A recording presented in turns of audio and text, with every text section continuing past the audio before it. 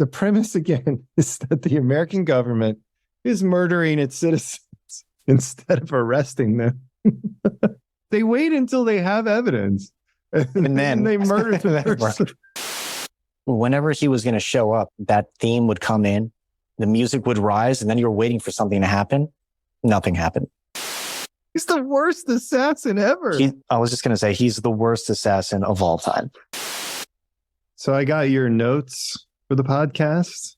Excellent. Was some of that AI generated? Yeah. The first thing I noticed, or the thing that made me most suspicious, was the note about the actor who played Chun studying Sunju. Oh, Sunju, because it's not real. Because it's not real. That's so crazy. Thanks, ChatGPT. Always coming through in a pinch. It's confident.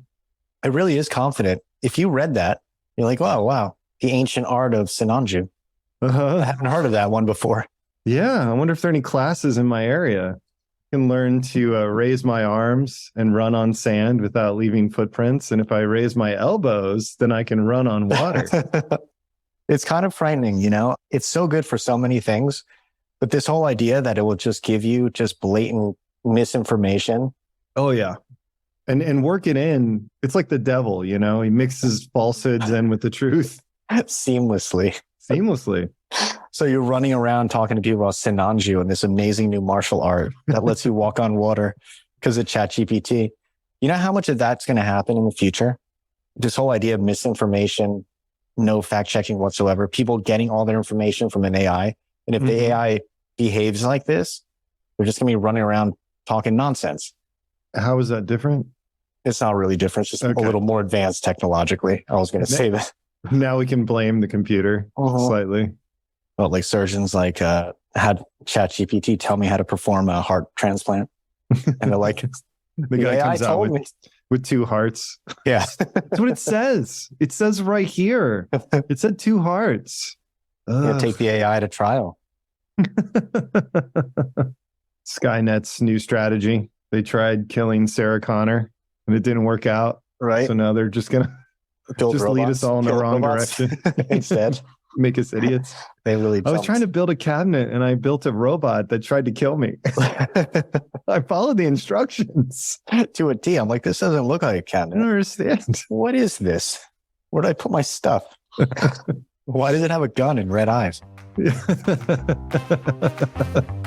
Welcome to Don't Encourage Us, the podcast where we talk about the big ideas behind fiction projects of all different kinds.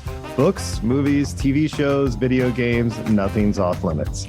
I'm your host, Harry Kim, and I'm here with my co-host, Neelix. Hi, Neelix. Hey, everybody.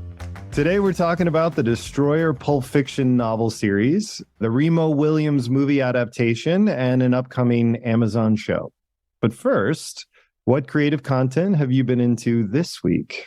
This week, I have really been taking it easy. I'm still working my way through The Alienist, the story about the late 1890s serial killer in New York.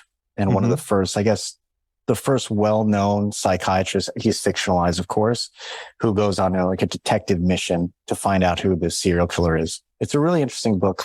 He's the original guard, Alex Cross. Yeah, the first Alex Cross. That's a good way to put it. There are a lot of really interesting parts of the book in terms of forensic science, how fingerprints weren't widely accepted at the time as being a reliable way to catch a killer. There's so many things that we take for granted now in just investigations and watching so many crime dramas that they just didn't exist, right? Like any type of forensics around blood, fingerprints, DNA, nothing, of course, at that time period. So there was so many crimes being committed and people just could never figure out who it was. If it was done in some dark alley somewhere, yeah, good luck finding out who it was. The good old days, right? Yeah. The Jack. It reminds me. Have you seen Death Note? I started watching it. The movie on Netflix or the original, original anime. I really liked it, and I forget why I stopped watching it, but it wasn't because it wasn't a great show. It gets into this kind of Sherlock Holmes mind battle. So it really doesn't look like it, but the show is almost like an homage to the Moriarty Holmes conflict where you're investigating and you have to outsmart your opponent and think several moves ahead. And so it's one of the most brilliant series that I've bothered to, read the screen through the entire series, but it's really good. How many episodes is it? I don't know. Is there any way to figure that out? ChatGPT, how many episodes of Death Note? 1. It was canceled Death Note. halfway through. The American crime drama starring Chuck Norris as About a musical note that murders people. Pure confidence. You, up to date with Last of Us? Did you watch episode 5? I did watch it. I enjoyed it to an extent. I'm still on the bandwagon of it's just going to turn into The Walking Dead. It's such a bleak series that I don't know if I want to really continue watching it. Puts me in kind of like a bad mindset because it's so depressing, and so it gives you these moments of hope and then just kind of destroys them by how dark everything gets, Yeah. What did you think of the episode?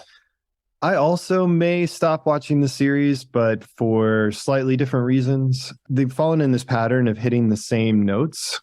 We're only 5 episodes in, but a couple times now they've introduced us to new characters and then killed them off like in the same episode, basically. And so that's kind of a cheap trick, especially because we're 20 years into this apocalypse. And it makes it hard for the series to feel like a series instead of just a bunch of sort of self-contained episodes, They've also hit the same note of survivors, people who presumably have made it this far, committing suicide because of their love and attachments. They've hit that note a couple times now as well. And again, we're only 5 episodes in. So it feels a little bit like emotionally cheap. Like the creators of this series are trying to, I don't want to say win awards, but like they're trying to put on the window dressings of like a prestige series without actually bothering to build the foundation and do the behind the scenes work. It's like a beautiful car, but the engine's garbage, because it's just trying to make it look shiny. That's kind of lame.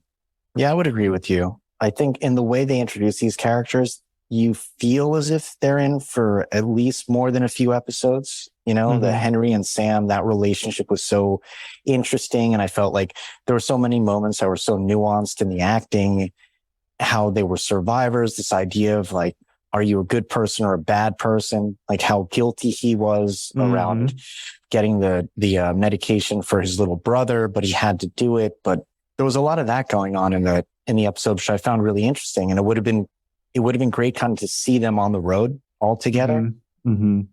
And just the way they built up the 2 main characters and the interactions with them, and how the girl was starting to get attached to the little boy and kind of teaching him the ropes, kind of like, and how to survive in that environment. And then it's just done, shockingly. And then we move on again. Yeah. And is that just going to be every episode? Are we just going to get reintroduced to a new character? Like, oh, wow, that character is interesting. The acting's really good. You're starting to feel something for the character. And then, nope. And then they kill themselves. Yeah. They kill themselves and then they go off on the next quote unquote adventure in a new town. I feel like it's getting rinse and repeat thematically. They're definitely, in my opinion, hitting the same notes too many times for this early in the series. I'm still trying to figure out how bad Fedra is, because it seems like the minute Fedra pulled out of the city, it was like a countdown until they killed themselves.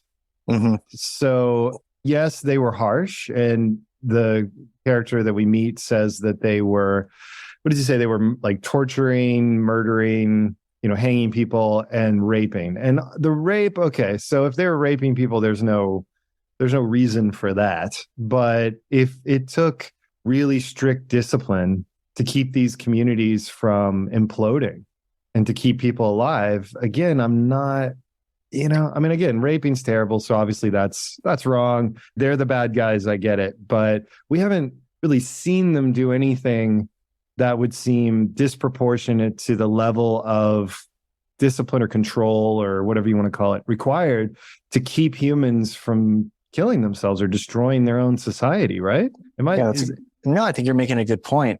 This idea that we don't know if they're rogue factions within Fedra like some bad apples that are causing this type of chaos. But then when they introduce these rebel groups, they're pretty bad. Yeah, how could they be like better? How are how they could the Fedra, heroes? Kansas City be worse? Especially because they basically wiped themselves out in like a week, right? Or like it wasn't even that long. And they wiped out their entire community over absolutely not an issue worth wiping your community out over. Right. And she's ruthless. They're absolutely ruthless. It's like and kill them all. suicidal. Well, and let's risk everyone's lives to get revenge. And it's like, maybe Fedra needed to be intense. Harsh? Yeah, to some extent. They're not making a very good case overall that Fedra is this evil demonic force that had to be erased. Or that everyone else is worth saving. Yeah, absolutely. It's just making the point. It's like every man and woman for themselves. That basically seems the safest route at this point. Different uniforms, same people. It's the same exact thing. Right, exactly. So quick question. A city, Kansas City, theoretically largely abandoned for 20 years. No insects or animals having moved in, no birds anywhere, no evidence of living things other than people. Nothing, nowhere. Seems strange. It's a little bit odd. Yeah, they never make a reference to, was there some other kind of infection that killed off all the wildlife, every single insect? Yeah. Right. They haven't mentioned anything. Yeah, maybe those zombies or the fungus zombies are snacking on roaches and rats and little birds to stay alive. Yeah, you're right. It's just completely bare of anything else except zombies and humans. How are those humans staying alive? The ones that are infected? Another great question. I don't know. What is it? Is the fungus just... I thought the fungus fed off the body. For 20 years? No, I'm getting to that. It doesn't make any sense. It's feeding off the body and has an unlimited food supply of some sort. Well, or is it getting nutrients from when they attack a non-infected person? But it just seems like they bite them and kind of... Well, how many non-infected people were the fungus zombies that were living underground encountering on a regular basis?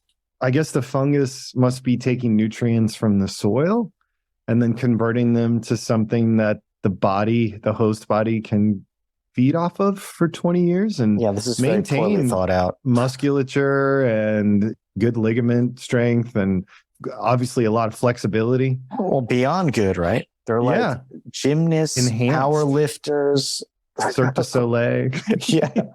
The speed. They're also like sprinters, like that big one sprinters.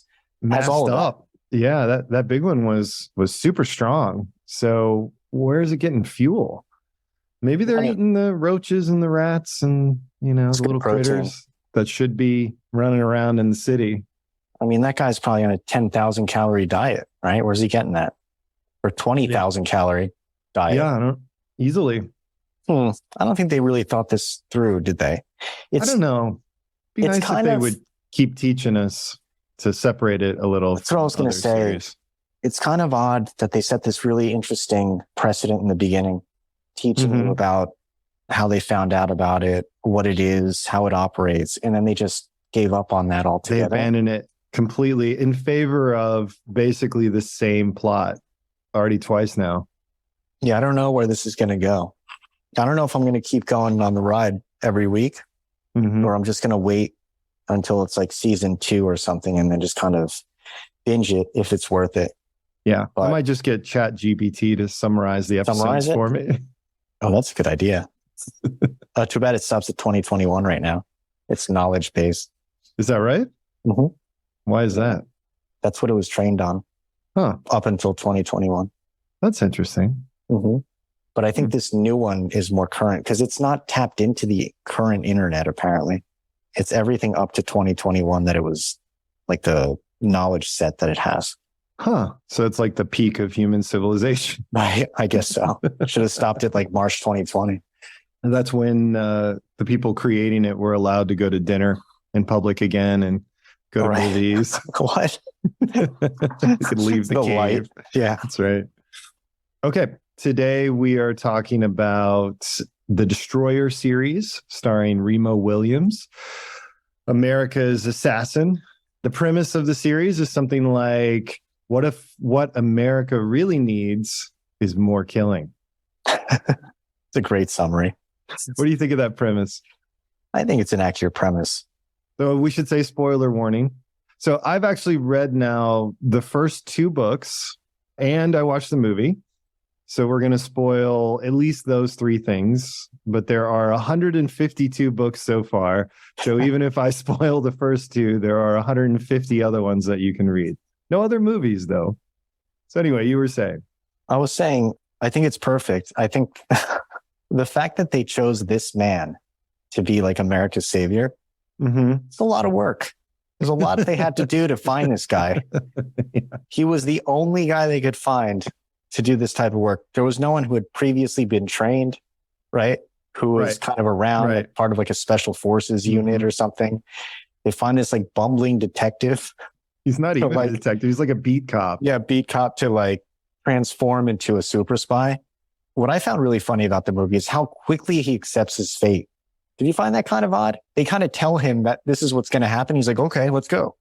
That was it. He didn't really protest at all. He never tried to like escape and be like, forget this. I don't want to be involved in this.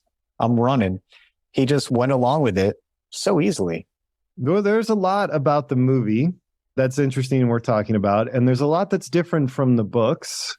So what do you want to talk about first? Should we start with the movie or should I talk a little bit about the books or?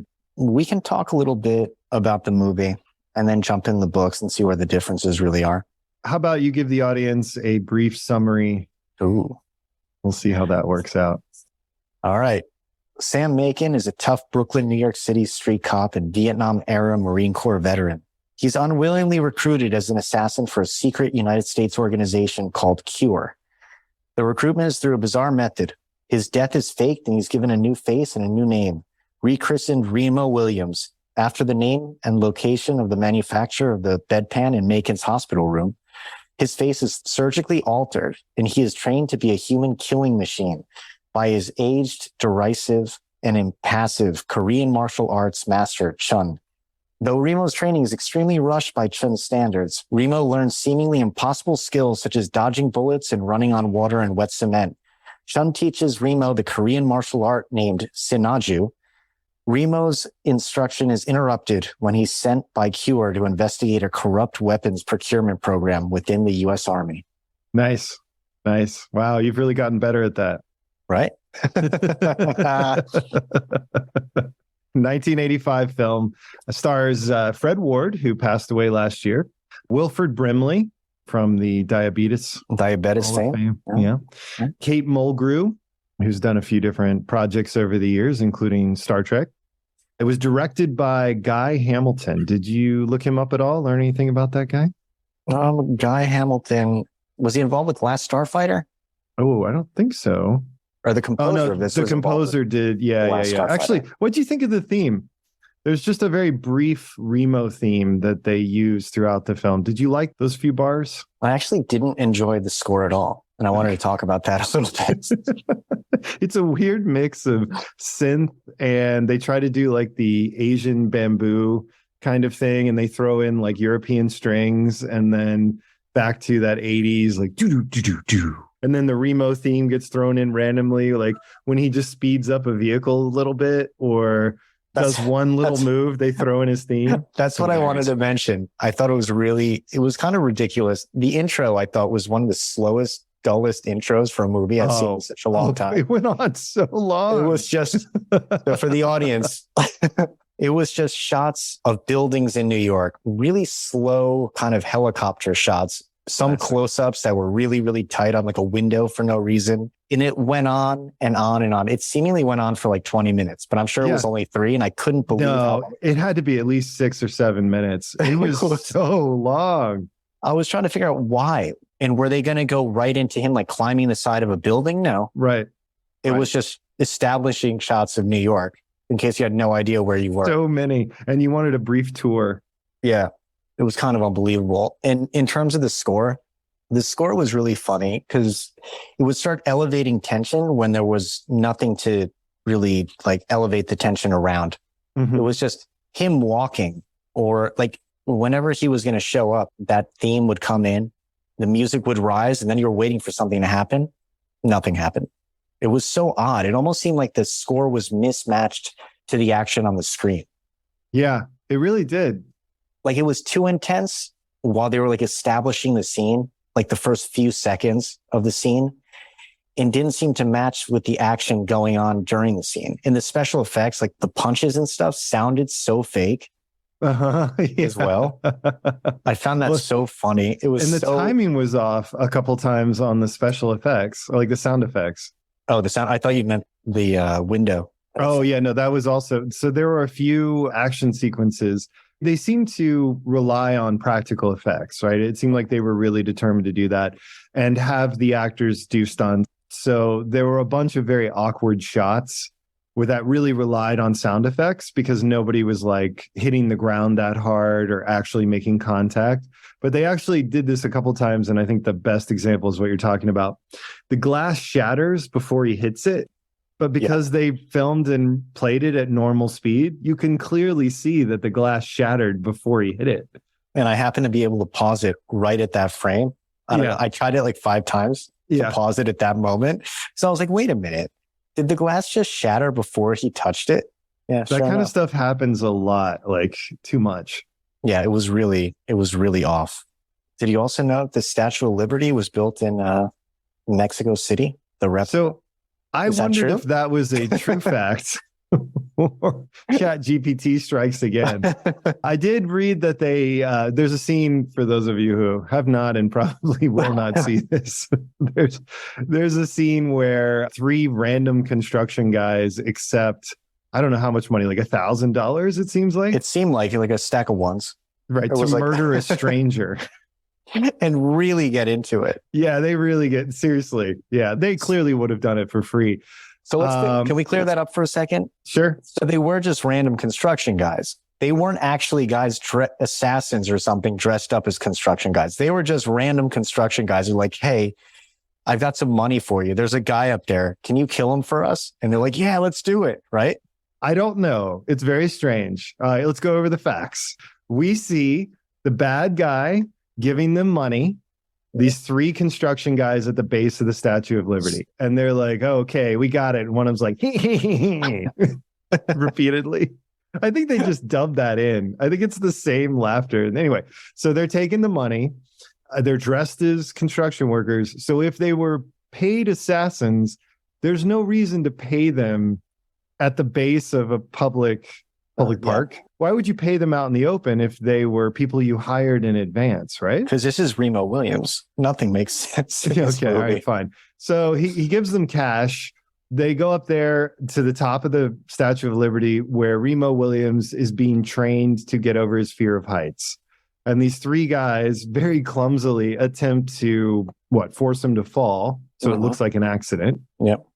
And then at the end, when they fail, he kills 2 of them? He hangs one of them for sure. Kills him. That guy's dead. Didn't he throw one out or something? He threw one out. So that guy's dead. He tied a rope around his neck, threw him out. But the other ones he knocked out.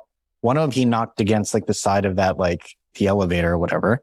And then the other one he pulled into those 2 doors and like kind of like crushed him.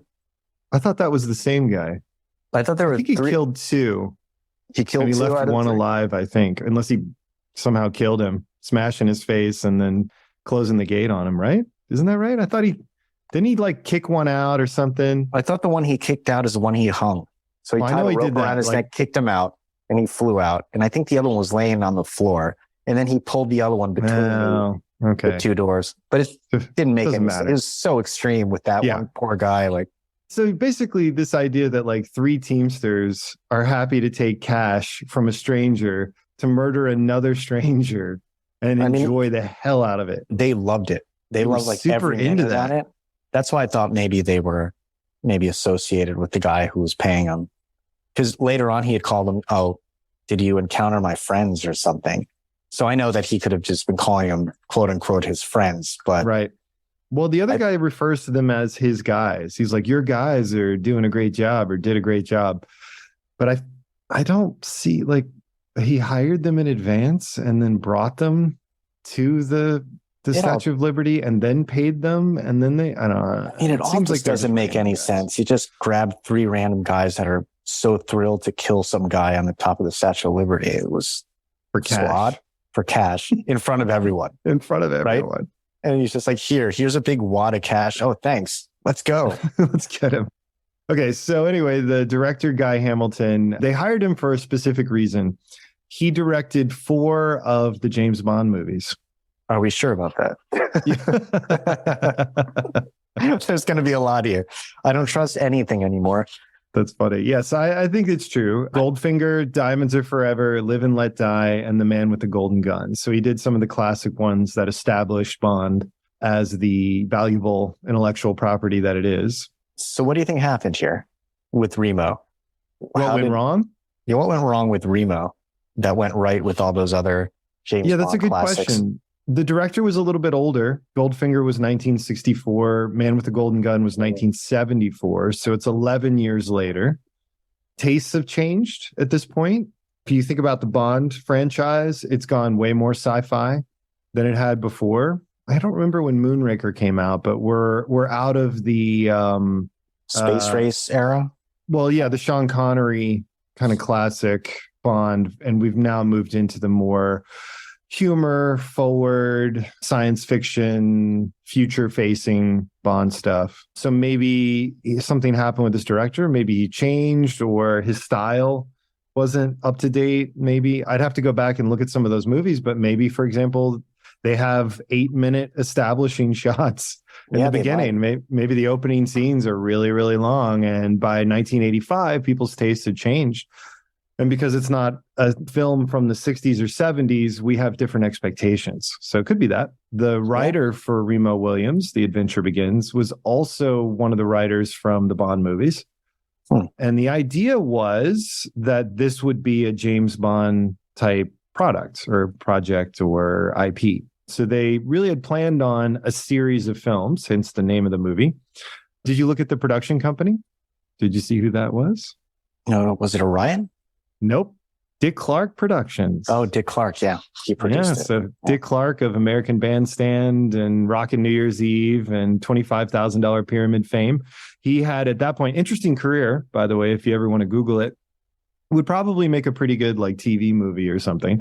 But Dick Clark had developed himself as first an on-air talent, and then fancied himself pretty knowledgeable about what people want, what entertainment is. He had a TV production company, which makes a lot of sense given his career, and I think did pretty well. And this was one of their attempts to break into films. So the idea was he would get investors, assemble a team, get this intellectual property, and create a franchise, American James Bond, basically. And was Fred Ward at the time just a big superstar? No, he had done some stuff.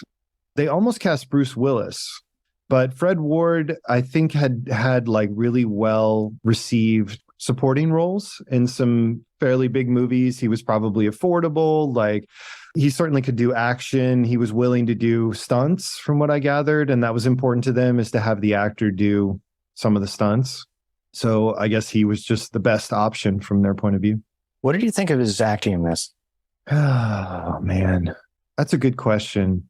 I don't think that he was given a lot to work with. And when we talk about the differences between the movie and the novels and the upcoming series on Amazon, I think it'll be interesting to talk about what aspects of the character are developed, like for this film versus the novel versus what they could do with the upcoming series. I think the character of Remo Williams in this film was fairly thin. Mm-hmm. I think it relies a lot on the actors, kind of like almost like Jim in The Office. Sort of that like reaction of like, can you believe this? Here we go. And this again, so it's a lot of that kind of thing. There are some actual emotional moments, like when he thinks that Chion is dead in the truck crash. And I thought that both actors did a good job with those moments, but they are very, very brief. I don't think it was great. It's not bad. I think Fred Ward has charisma. I'm not sure if a better director or better script would have been enough to make this a series of films. What do you think? since I've seen it, I've been trying to figure out why it felt so flat. Yeah. There were moments that were really comical, like the introduction, like when they first meet each other.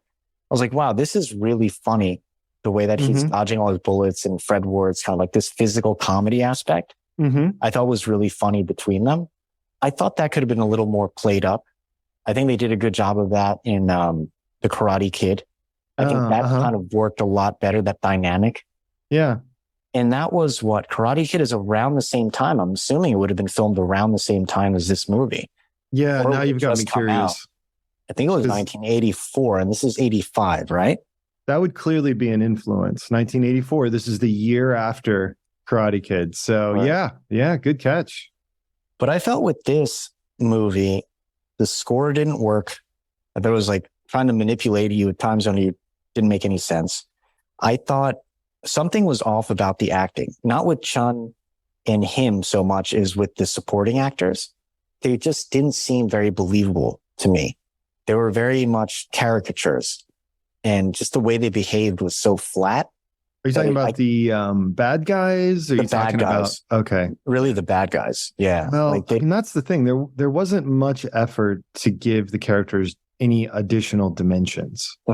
Kate Mulgrew, her character of the army officer investigating the problem.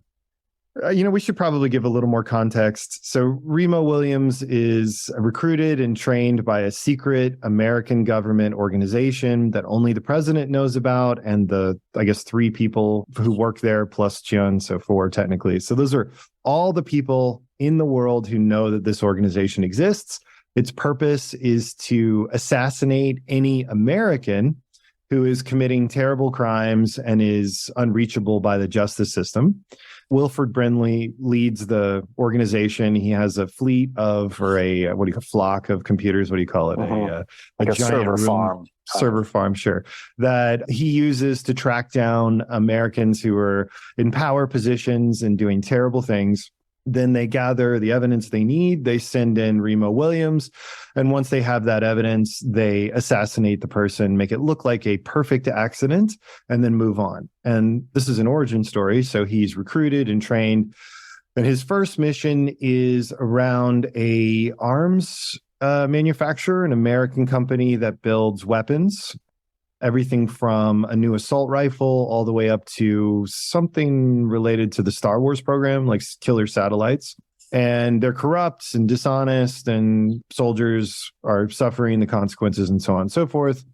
So the bad guys are these contractors and some, I guess, the military. None of the military people are bad, right? No, the military, the captain or whatever, the head of the military seems to be on some type of payroll.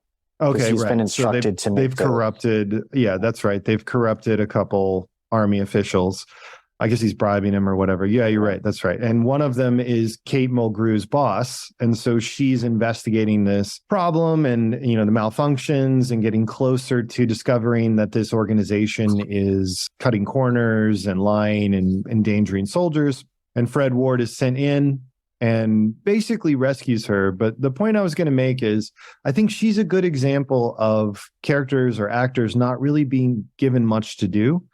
Like, her character starts off as the sort of plucky, I'm a woman in a man's world character. And it's fairly cliche, but the actress, I think, tries to bring a little bit of depth and actual vulnerability and emotion to that character instead of just being a hard ass or a cliche.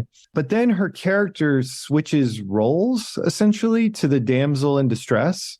Yeah. And then back again several times. And for the last third of the movie, she's just trailing along. She's in danger briefly. He only really saves her seemingly because he's also in danger. Like, they're both in danger. I don't know if there are any moments where he really goes out of his way to save her. She's just kind of there. Anyway, it was odd. I don't think the actors had much to work with, whether they were good, bad, or neutral. Yeah, that's a good point. It's oftentimes, I think, hard to really get that because, you get these performances from actors where in the hands of another actor, there would have been nothing. Right. But they're given very little to work with, and they make that role so memorable, and that's what they're known for. Okay. Yeah. Well, good example. Wilford Brimley's speech about all of them committing suicide if they get caught. Like, the rule is procure. if they're ever caught, then they all just basically commit suicide, make it look like an accident. And his delivery of that actually held some weight, I thought. Yeah. I mean, I think he's a talented actor. Good example of what you were saying. Yeah. Exactly. Because overall, I think this is the type of material that given to mediocre actors, it just really, really can fall flat. Because there's really so you think there, right? Jack Nicholson, Al Pacino, some other super talented actors of the time might have been able to spice this up a little bit, carry it? Maybe spice it up, but not make it a great movie because of all the other factors. And I thought the pacing was odd too, but maybe it's just because it's dated from that era. No, it's odd. There are a lot of films like Jim Cotta is basically the same plot and it came out the same year, right? So there's a lot of films like that. And this pacing could have been done better. It's always awkward to do an origin story and then an adventure. But the pacing of this with the training and the action sequences was very odd. Yeah, it seemed almost awkward where you kind of took you out of the movie. I think it's classic screenwriting, like screenwriting 101. There are certain, like if you do 120 pages for a film, give or take a few pages, there are page numbers where certain things need to happen. And nobody has done that better, to my knowledge, than, say, Pixar like 10 years ago. You know, animated movies need to be really perfectly scripted before you do anything else because you can't really make a lot of changes, or at least that used to be the case. And so you know what page number things need to happen. And I think this film breaks that rhythm or those rules multiple times, and it's jarring. I think the editing's jarring too. Yeah, that's true. It made it even worse. So you're taking like a poorly paced script, having really strange editing happening, or editing that wasn't paced to the action correctly. Or maybe it's films of that era. I don't know, like in terms of like the early 80s movies, if their editing style is very different to what we're used to now for that type of movie. And I would say it probably is. The amount of cuts in a modern movie of the same genre would be much more than the amount of cuts in a movie of that era. So it kind of speeds up the entire pace of the movie. Yeah. I wonder if it could be recut. Yeah, that's a great show idea. It'd be interesting. It'd be interesting to have reality show recut with Remo Williams. Just take movies that have like a cult following, or basically they're not terrible, but the editing didn't do it any favors, and then have people make versions and put them up on YouTube. That actually would be a cool thing to do with an IP that's dead. Yeah, that would be really cool. Just modernize it. Yeah, if you had more footage. Improve the score, improve the editing, and see what you could get. Just give it to teams. Yeah. Maybe it would be a great movie. Who knows? That'd be a cool, fun project. Actually, I wonder if you could just run a YouTube channel doing that. If somebody had connections with studios, somebody owns an IP, and it's like they're not giving anything away. They might even reinvigorate it. And so they give you the rights and whatever extra footage there is, and you try to cut it, rescore it, maybe do some little AI enhancements. Yeah, that would be an interesting idea, an interesting show idea. There's actually a set of interviews or a YouTube channel. It's called Sunday Conversations. I don't know if you've ever seen it. They're these really short celebrity interviews, but they're edited so ridiculously that they become like really hilarious, kind of like satirical type of interviews where the guy's asking ridiculous questions, but they'll do very odd zooms on the person being interviewed, and they'll just hold on their face like a little bit too long. And there's like an underlying kind of like soundtrack that increases the tension artificially. You know what I mean? Like, yeah, absolutely. But he asks a question. He's like, what do you think about animal rights? The interviewer asks the guy that he's interviewing. And then he's like, I don't believe that porcupine should have AR-71s or whatever the hell gun it is. And then it cuts to the person being interviewed, but you're never really sure if their reaction is to that or to something completely different. And they're just kind of looking in this very weird way, and it's zooming in on their eyes. And then it'll cut back to the interviewer, and he's like completely straight faced. The point being that the way these interviews are cut, they're hilarious. And it's all in the editing, because I'm sure it's an all right interview, but then when it's recut and it adds all this extra tension, it just becomes really funny and really awkward. So I think what you're saying is you would like some of our many, many thousands of listeners to get a copy of Remo Williams and see if they can cut a scene or a segment into something that is really surreal and maybe disturbing. I'm actually telling them to stop the podcast right now and go do that and come back and upload it to our YouTube channel in the comments. And then we'll pick a winner. Channel. Like we could afford a YouTube Come channel. on. How much are those now? 10,000 Bitcoin? We'll never make it on YouTube. 2,500 Ethereum? I don't know how much they cost now. So we haven't talked about the yellow elephant in the room. Joel Grey, who I'm going to say, first of all, I thought he did a good job acting. Mm-hmm. He played Chun, and he is an Caucasian actor in yellowface, basically wearing makeup to appear to be an elderly Korean man. Mm-hmm. So that's a little bit of an interesting choice. Probably not something they will do in a modern remake. All right. And you're like, when is this movie from? Is it 1800s or, 1920 or it's a London stage play from right? 1738. I mean, it's not like they couldn't find a Korean actor. I guess the director really liked this actor, Joel Grey. Again, I think he did a fine job. His portrayal is inherently offensive, but other than that, I don't think I don't think the actor added anything to it that made it offensive. What do you think about that? Yeah, I mean, it was such an odd thing to watch. Yeah, the character is extremely offensive. I mean, I found so many of the characters in this movie completely offensive. But then understanding that backstory, they give him prosthetics and made him look like that. Seems like an odd choice. You'd think of all the actors that are out there, they couldn't have chosen someone who was well, and as you said, to play the role. Or it was a year after Karate Kid came out, right? So odd choice. So anyway, now that we're a little warmed up, I think it's time for us to play a game that I thought of. This is a game I call More or Less Offensive.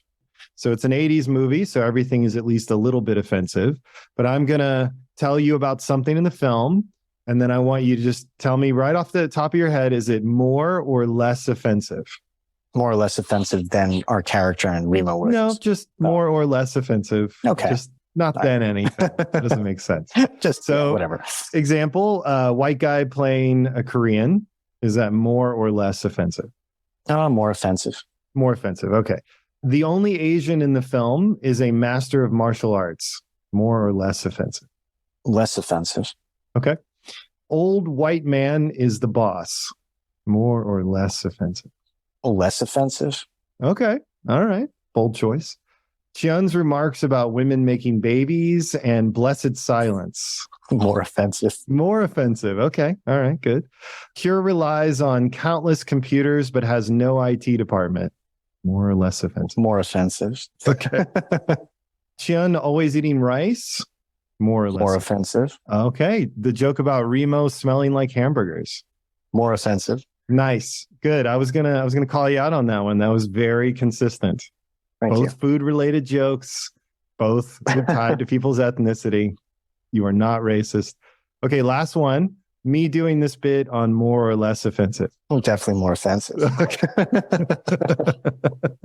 Very good. All right. That was helpful. That was palate cleansing. The whole thing was so ridiculous in so many ways. It did seem like it was slightly above the average in terms of things that they really dialed it up. Yeah. And if you were a little bit confused, they just threw in like a racial slur or something from Wilford Brimley to just spice things up about Chun. And that was like one of his guys, right? They're on the same side. Yeah. Okay. Anything else about this movie? I have a few questions, but was there anything about this film that you wanted to talk about? His actual training.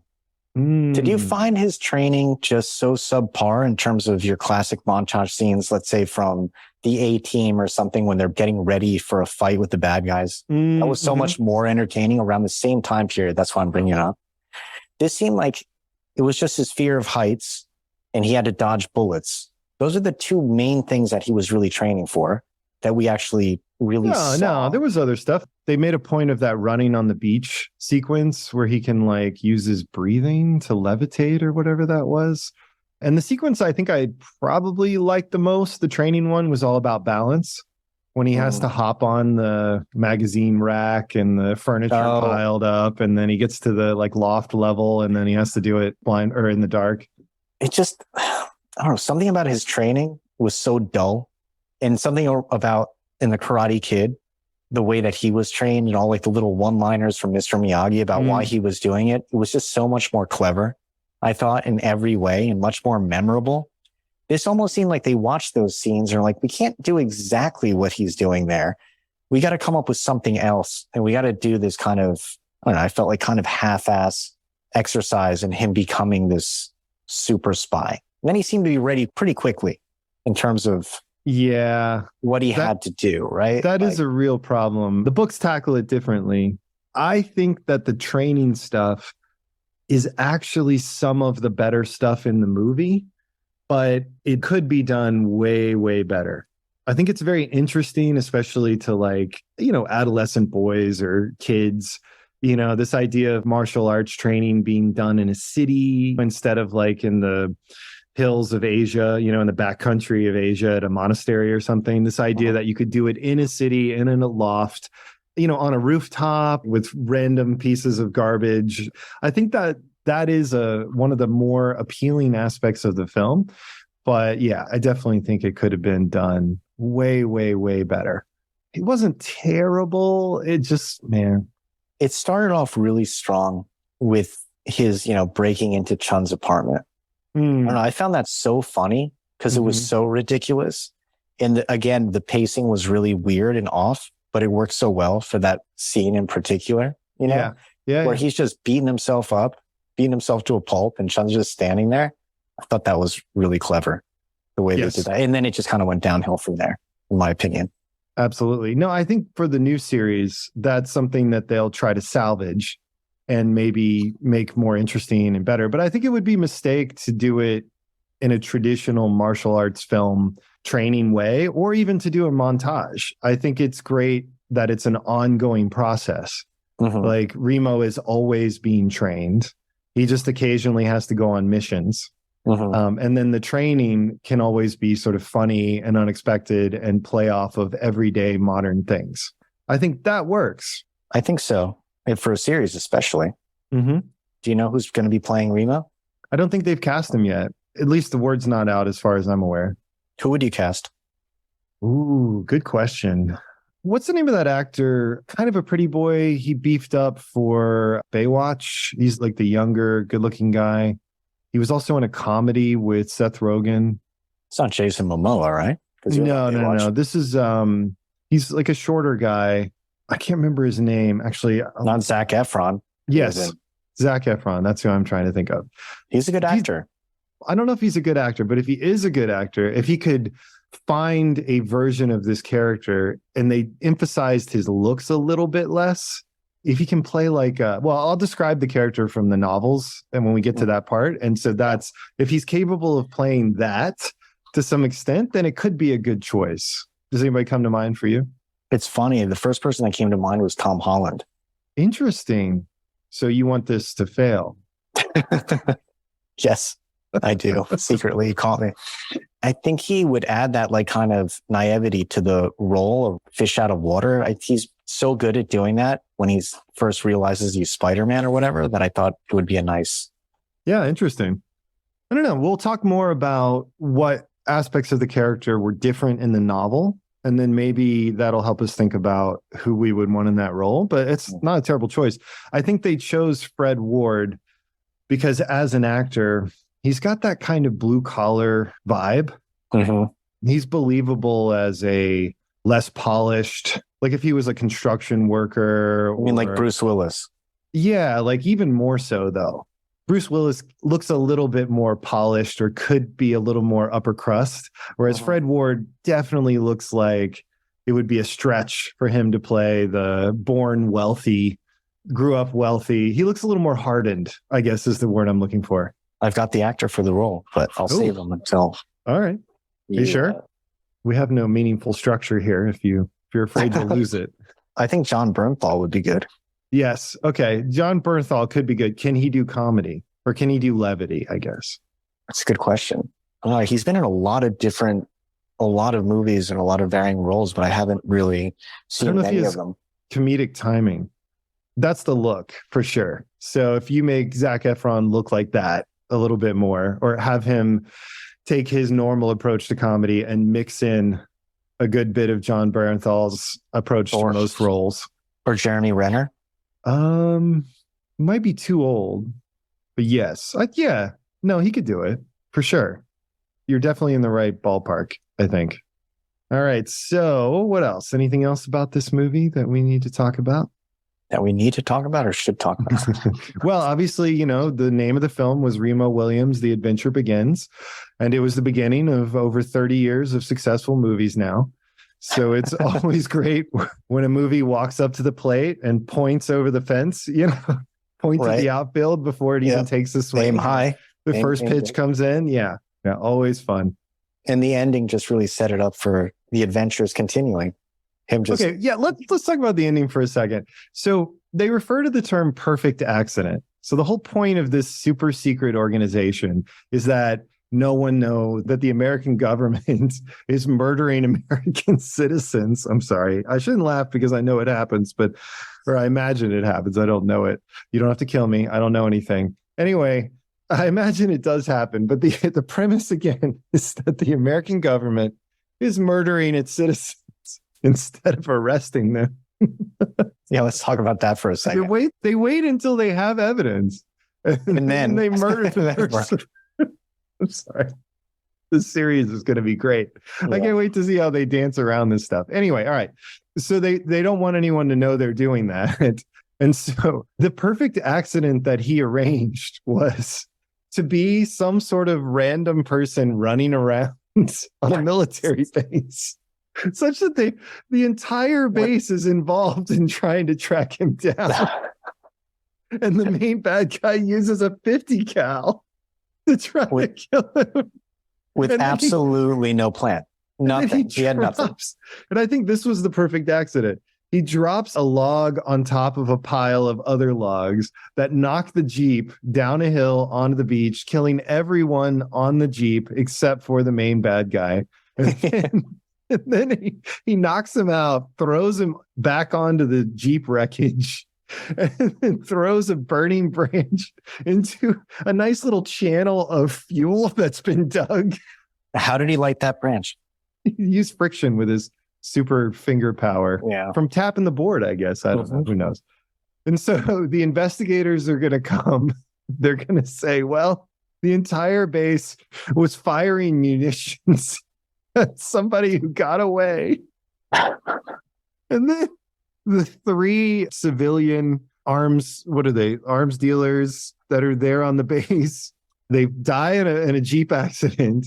And then as part of this accident, it's like 100 soldiers show up. About 100, yeah. Yeah. They see a suspicious person take off on a boat after watching another suspicious person run across the water to the boat. And they left a soldier who they had been working with on the dock. And he's going to stamp accident on the reports. Yep, exactly. That's exactly what's going to happen. Because that all makes a lot of sense. He's the worst assassin ever. I was just going to say, he's the worst assassin of all time. It's hilarious. Basically, he shows up by, what did he stow away underneath the Jeep or something? And then he rolls into base. Yeah, like in the middle of the day in front of the main. Right in front of somebody. He just flips, he rolls right out of there and pops up. Puts his hat on. Good to go, dust himself off, and he's good to go. Worst ready to assassin. Secret anything of all time. He had absolutely no plan going in there whatsoever. They would never, ever close that investigation. Ever. No. Somebody he was just going to wing a military base and murdered 4 people. How about the invite to go check out the AR-60? Hey, I know you're a bad guy. And he just invites Remo into the Jeep. Hey, let's go check out the AR-60. I have it in this isolated area of the base. Clever plan to make that look like an accident. So 2 people were trapped in a room, and poisonous gas was released? Poison gas just got released in there, and they all died. Why is that even accidentally? It's a military. Why would they need to gas a room? No reason. What's that room for anyway? There's a lot going on. Nonsense. And Diamond Tooth. That was one of my favorite scenes. Hilarious. I've seen that guy before in other movies. Have you ever seen him? Probably. Yeah. Without the diamond tooth, I don't think I'd recognize him. Really throws you off, doesn't it? He doesn't have a lot of lines. I mean, yeah. Boy, so many weird choices. It's just a strange movie, right? The end, it blows my mind. Truly, right? The whole point is that it's supposed to be a secret. But there were literally 100 witnesses at the end. Heavily armed witnesses who don't do anything. They're just like, who's that guy? I'll see you later. I'll give them that. I mean, they have no idea what's going on. With the chaos on there, that is not a typical day at the base, right? And they're probably all like mad at this guy who's been yelling at him over the speaker, the bad guy. So I can imagine them not pulling the trigger, but they're all witnesses. Yeah, that's a good point. I don't know. The 80s was a wild time. Maybe this kind of thing happened a lot. Strange stuff. Oh, I mean, they would assume he was a Russian or some sort of foreign agent who killed 3 or 4 people on a military base, right? You would think so. That's the assumption. Yeah. Okay. And where do they go from there? Where are they headed? I don't know. We'll never find out because the adventure didn't continue. Maybe in the next one, he's on trial. He's just running from the military for the rest of the series. Maybe he's just in that boat cruising around, Or maybe there was like a post-credit scene that I didn't wait for where everybody in Cure commits suicide. Because they'd have such a failure. Right? Yeah, exactly. Maybe that's why the adventure didn't continue. It's funny how they describe the previous assassinations as being these like incredible secret assassinations, right? All perfect accidents. Perfect accidents. Robin Hood. Would you consider this a perfect accident? Close. Real close, right? Yeah, maybe if he had rolling logs, dodging artillery fire prior to killing people. There's obviously cameras in the facility they had to escape from. Well, they have human sensors, remember? That one guy. Oh, yeah, that was human. Sir, my sensors are detecting a human. Detected a human, but he's 50 feet above the ground. What is that technology? And why is that there? Do they have like human detectors 50 feet above the ground? Why is there a logging camp on a military base? So many questions. It's a paper mill / army base. Yeah. Final question. Why did Grove just blow up the fake satellite all of a sudden? With a laser. I think what they didn't explain, but they were trying to imply is that Remo set off. Okay, so for those of you who are probably not going to watch this, part of figuring out the bad guy's evil plan is to break into their manufacturing facility. And they break in, and it's actually Remo and his handler, the guy who lost an arm. And I guess that's why he's not the assassin. I don't know. So they split up. Remo goes looking for evidence, and he stumbles upon a satellite in a room. But as soon as he goes in there, some sort of laser system destroys the satellite. And it's supposed to be like a Star Wars anti-ballistic missile satellite, I think, system. It's that whole like Cold War thing where, mutually assured destruction. If we could get the upper hand, that would be great or something. So I think what we're supposed to understand is that Grove, the military company, intentionally destroyed this because they set up the system to destroy it if anyone got in the room, because if they got in the room, they would figure out that the system is fake, the satellite system doesn't work, and they'd be ruined. So having it look like if someone breaks in, having it look like that person destroyed it allows them to keep going and get more money and, not get in trouble, right? So but it was unclear if they intentionally set up Remo so that he would break in so that they could cover their tracks and blame him. So I wasn't really sure. It seemed weird. That whole sequence was odd to me. That's what I was asking, like the whole destroying of it. Like, why didn't they destroy Remo? Right? Then they knew about Remo and they could have just gotten rid of it. They don't have any trouble, shooting at him at any other point in the movie. Why did they stop there? And I don't think they did on purpose. I think he legitimately escaped. I don't know. But I will tell you, the funniest part of the movie to me were the dogs. So, yeah, again, when he gets into the manufacturing facility, there are, I think, 3 Dobermans that are guards. What ensues is a battle of wits. that Remo loses a couple times. And one dog in particular almost defeats him. It's pretty funny. Yeah, I it's like pretty that funny. a lot. And if I did a sequel to this film, I would absolutely put the dogs in it. I don't know if it would be a running joke that dogs outsmart him and are more skillful and trained than he is, or I would bring back literally the same dogs, and have them just stationed at a new facility, like guarding it or someone's home or something like that. But that's funny. The rats were funny too. Yeah, that was pretty good. But I love the dogs outsmarting him. Not just like, oh, he has to fight dogs, but they literally outsmart him. Oh, yeah. Yeah, it was And good. it kind of works for this character because the way he's portrayed in the film is that he's not too bright. Mm-hmm. And it fits perfectly. Yeah. And that's what you would do. Pick a not too bright super assassin to save Right. worlds, right? Somebody who's physically capable and trainable, but not really going to think about the big picture or come up with a lot of his own ideas, just sort of a weapon you can send in, who's going to do his job and leave because, this whole setup is BS, right? And not really know what job he's doing or how he's going to get to his target, or just kind of haphazardly figure out a way to kill the guy accidentally. Right. Yeah. By timing the Jeep perfectly with the rolling logs. Oh, God. Yeah. It was so well planned. All right, good. So there are some differences with the books that are probably worth talking about. So the book series, classic pulp fiction stuff. So nothing too complicated. I read the first two. They were published in the 70s. Interestingly, there was an 8-year gap between the first and the second book. So in the first book, you get the origin, and Cure actually framed him for murdering a junkie.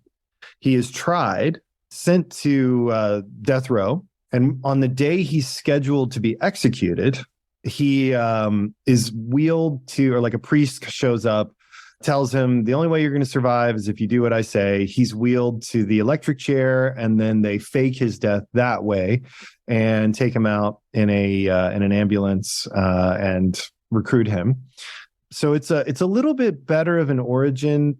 Basically, everybody he knows, he thought cared about him or that he was friends with or whatever, they all turn on him when he's convicted of this crime. When they come to him, it's truly at a point where he has no one, and he's quite bitter. And I like that a little bit more because it helps explain why he would so willingly walk away from human relationships, and live this life. Although I will say the character constantly in both books fantasizes about running away. He's not Very invested different. in the mission. Yeah, he's always thinking about it. He's looking for opportunities. He's not like seriously committed because he always decides that he could never relax, that someone would show up and kill him one day.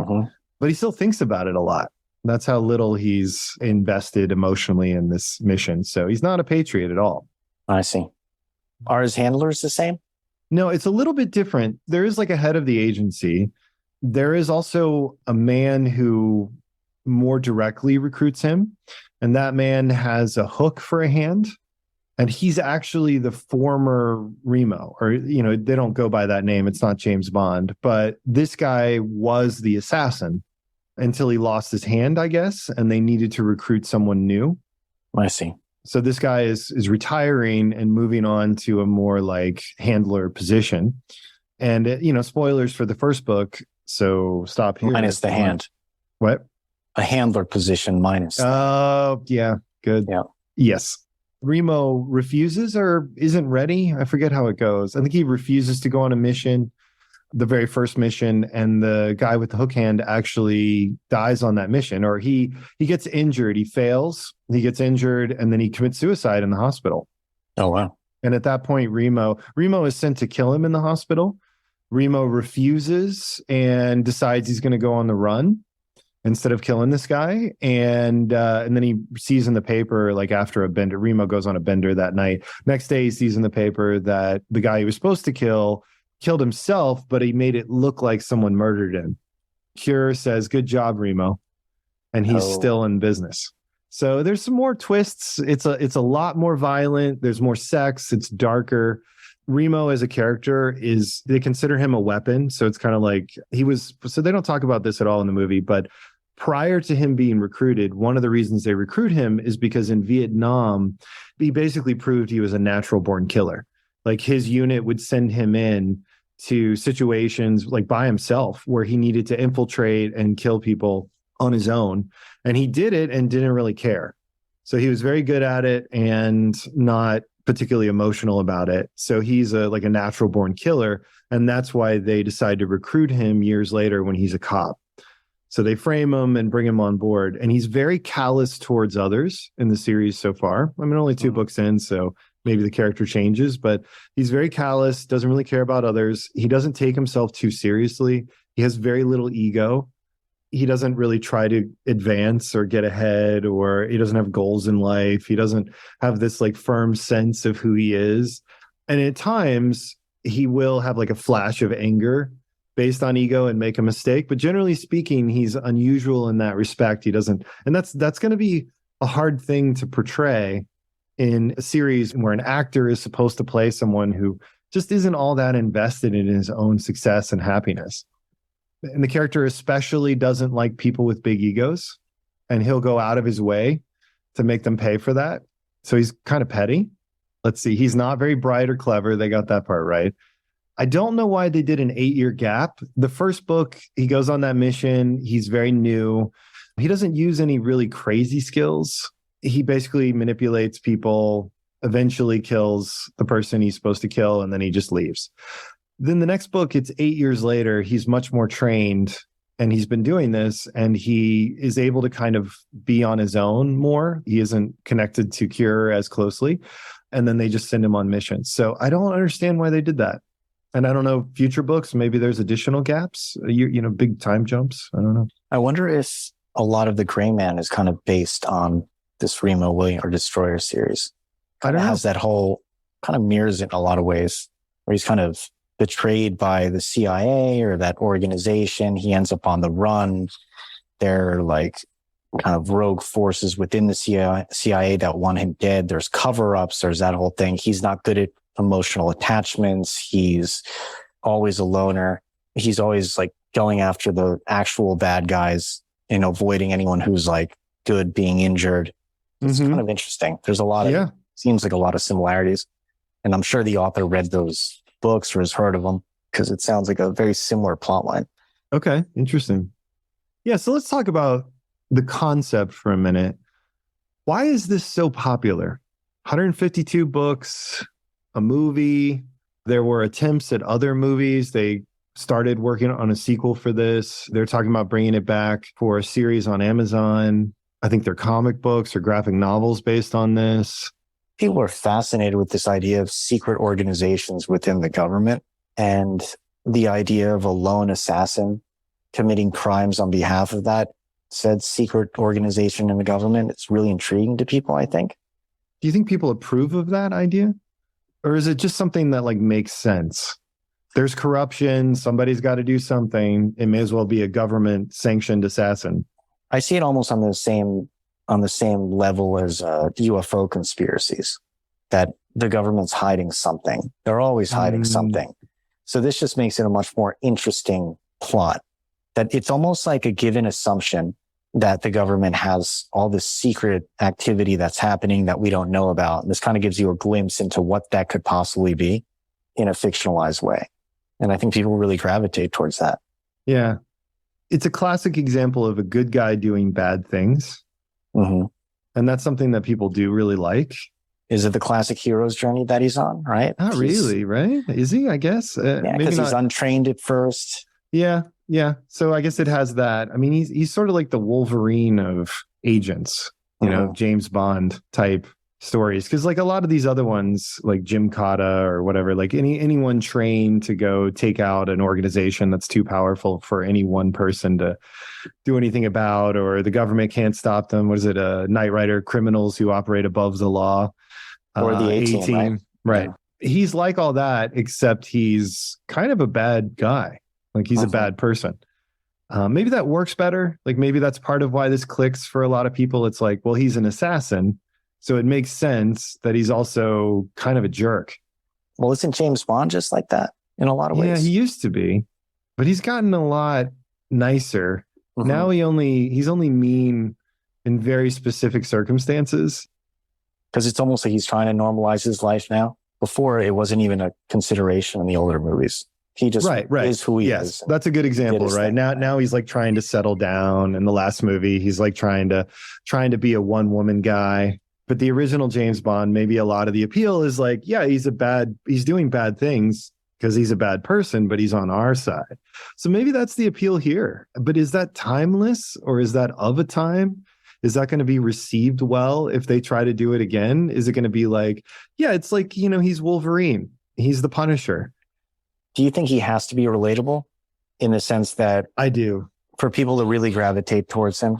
I do. For this to be a series, it's obviously the Pulp Fiction novels are a series, but for an Amazon TV show, I do think he needs to have relatable elements. Like he has to love animals. Like, did you see Reacher, the Amazon version? I didn't know. So in Reacher, they actually stopped the plot a couple times. Like they stopped the story so that Reacher can rescue a dog from an owner who's like weirdly out to get his own dog. And so Reacher goes in, slaps the guy around, and takes his dog from him. And that dog pops back up. And it's entirely to make this hulking beast who snaps people's necks and shoots people right and left more likable and relatable and understandable, and prevent him from becoming too dark of a character, I think. So, yeah, I would say, what do you think? Does Remo Williams need to be relatable? I think overall, yeah. Because I think in terms of a series or a movie, if there's nothing for you to hold on to in terms of the character at all, he becomes a vigilante villain. You don't see any redeeming characteristics in that particular protagonist. And I think over time, it makes the audience give up on him. Well, I think today it's important to differentiate in the audience's eyes between somebody who is relatable and likable versus somebody who is like a gun nut or ultra violent.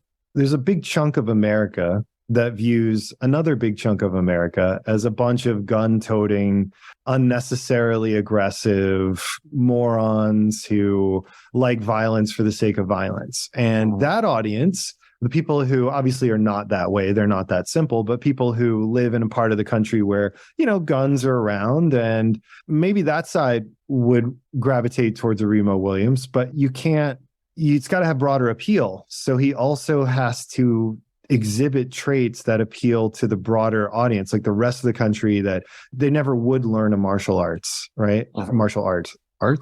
They would never learn any of them, real or imagined. They don't get in fist fights. They don't think of assassinating people as a solution. They don't do, you know what I mean? The stuff he does can't make him only relatable to people who, I don't know how to phrase this in a way that would make sense to everybody, but some people are more comfortable with these elements. Some people are less comfortable. It's less a part of their daily life. He needs to appeal to all of those people, everybody. Does that make sense? Yeah. Yeah. Because it's a series on a major platform. They can't have a wholly unlikable character. Right. And to give him that broad appeal, he has to really connect with like base elements for everybody. Like universal he can't look like a cliche. It can't be easy to put him in the wrong box. So whoever they cast needs to bring elements that appeal to an audience that isn't as rough and tumble in their daily life, but he has to play a character that's believably physical. And that's tricky. It's going to be really tricky. I'm curious to someone who would callously kill, but he doesn't seem like a bad guy. Right. A complicated character. Yep. Yeah, absolutely. And that relationship he has with his master is really important for humanizing him. Otherwise, he really does seem like a living weapon. How do you think they're going to handle that aspect of it in this series? Since they did such a poor job and there was such a racist portrayal in the original movie. How do you think they're going to do this one? Like, what's going to take away those elements in a series? I spent a little bit of time listening to the audiobooks for a few of the newer novels because I was curious how the characters had evolved. And actually, by the way, in addition to just someone reading the audiobook, there are a lot of audio dramas where it's one person. It's not really an audio drama. What do they call it? It has a soundscape. So they added special effects and things like that. So it's not just one person reading it, but it's one person reading it with sound effects and stuff like that. So these are that popular that they actually went and did that step for a lot of the novels. So this stuff is very popular. From what I've gathered in just, my research, I guess, is that Cheon's character is not really offensive. He continues to evolve and develop. He's always the kind of ultimate badass in the room, but he's also a relatively peaceful person in some ways. I think they probably don't lean into that sexism that they had in the movie. In the film, he, as you recall, he loves soap operas. So they try to make him a character of inconsistencies so that he stays away from being too two-dimensional or one-dimensional. So there's a lot of really cool stuff you could do with that. Now I guess these days it absolutely has to be probably a Korean actor. Thankfully, there are tons and tons of really good Korean actors. So that's not a problem, hopefully. Hopefully, whoever they pick has a lot of fun with the role and is a major star. I think in the series, Chun is sort of in and out. It's a highlight when he's in the series, and they'll probably do flashbacks to training sequences and stuff throughout the whole series. But hopefully, whoever the actor is can bring just enough of the cliche martial arts master so that it feels like that anchor is there. But then after that, just has a lot of fun with a character who sort of tortures his student, but believes, and they emphasize this in the novels, again, just in the little bit that I've read, but when he tortures Remo, he does it because he doesn't want Remo to die. So he literally in one scene in the book inflicts intense pain on Remo. He pops one of his ribs out. I think this is what happened, but he does something to him that leaves him in pain for days. And he does it so that Remo will learn the lesson that he was trying to teach him in that moment, how important it is to appear more helpless than you really are and to be wary of someone doing that, right? So he tricks him, pops his rib out of place, and Remo's in terrible, terrible pain for days. And then eventually Chun gives in and puts Remo's rib back in place. And he apologizes for doing that because he said he did it because he's tired of Remo's complaints and waking him up in the middle of the night. But Chun's sleep is more important to him than his love for Remo. So that's it's funny, but it's also like a serious emotional dynamic, or part of their dynamic is that he truly is invested in Remo living. And so he inflicts suffering on him and puts him through all this stuff in order for him to become someone who could possibly survive. So, I hope they capture that. Yeah, like the special forces training where they put them through extreme torture so that they survive in those real world environments. Makes sense. Yeah. So the new show, do you think it should be more grounded action? Do you think it should be science fiction? Do you think it should be fantasy? I would see it more of an action series. Okay, so more grounded action. More grounded action. The film is fantasy. It's not science fiction. James Bond generally stays in the realm of science fiction. It depends on the film, but a lot of it is science fiction, right? Meaning the advances, the technology is relatively believable, or at least it's presented as relatively believable, and the setting is meant to be near future or present day. I'm going to change my answer. When I think of science fiction, typically I think of space science fiction. Oh, okay. In terms of this type of series, those aspects of science fiction, like the James Bond aspects, could make for a more longer running show and something a little more interesting in terms of who he's going after. If you weren't confined by the typical rules of your straight action genre. Right. Well, that's what I think a lot of what makes this series fun and interesting, especially visually, are the training sequences and the kills, right? So the movie, I think, did not do a good job with the kills, but the books do. There are a lot of great action sequences, and Remo very smoothly and effectively takes people out a lot of the time. Sometimes it's a tough fight. Like they make it a point, especially early in the novels, if he's up against someone who spent a lifetime fighting, being an enforcer or having some sort of training or practice, then it can be a harder fight for Remo. But a lot of times when he's up against people who have no training, they're not, or very little, or they haven't kept it up, he takes them out, and he does it pretty maliciously and with some enjoyment, especially if they were trying to kill him or they're jerks or whatever. So I think the movie is action fantasy. And I would point to him levitating, being able to like float above the ground as an example, not the only one, but as really like that kind of seals it. There's no science fiction in this. It's fantasy, right? Right. So my uncertainty is around, is the new series going to be action fantasy, action sci-fi, more grounded action? Is the reason the movie didn't work in part action fantasy, or is action fantasy not something that's likely to work now because people don't view the martial arts as so mystical? It's almost offensive, this idea that somebody who studies martial art can like channel their chi or do these kind of mystical things. Mm-hmm. I mean, you could make it like it's not just action fantasy, it's action mysticism, kind of like Big Trouble in Little China. Yep. But I don't know. I could see this being action fantasy, the new series, that could make it stand out. You'd have to hang a lantern on it and be like, hey, that's crazy and probably could never happen. You know what I mean? Like there'd have to be some dialogue there, but I mean, wouldn't it have to be, I guess, now that I think about it some more, wouldn't it have to stick to the action fantasy because of his ability to dodge bullets and, like you said, the levitation aspects? I think it would take away I think you're right. I think it'll have to be action fantasy. So as I understand it, in two of the Remo or the Destroyer series Pulp Fiction novels, Remo fights a werewolf. Wow, that's different. Yeah. That's different. Yeah.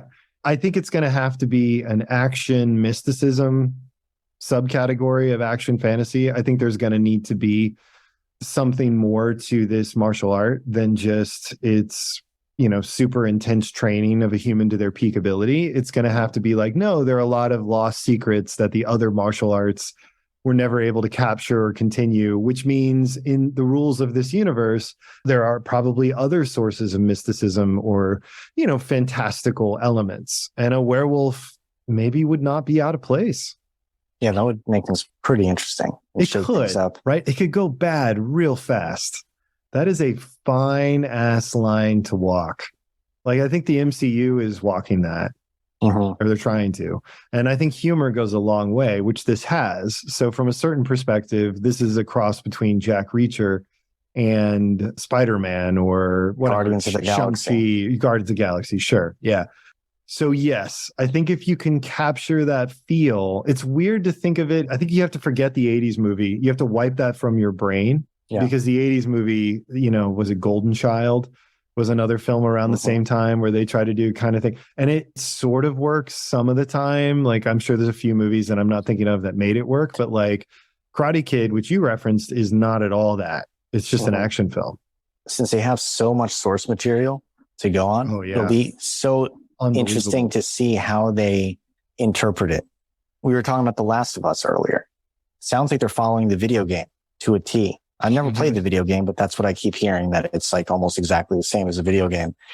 So if they were to take it directly from the books, from what you've read so far, do you think it has a chance to be very successful? And is it unique enough to do that, or is it still dated? I would need to read one of the newer books. Some of the writers, so this series has had multiple different writers over the years, but I do know that like a comic book writer wrote some of the books that are well received, or one or two of those are popular ones.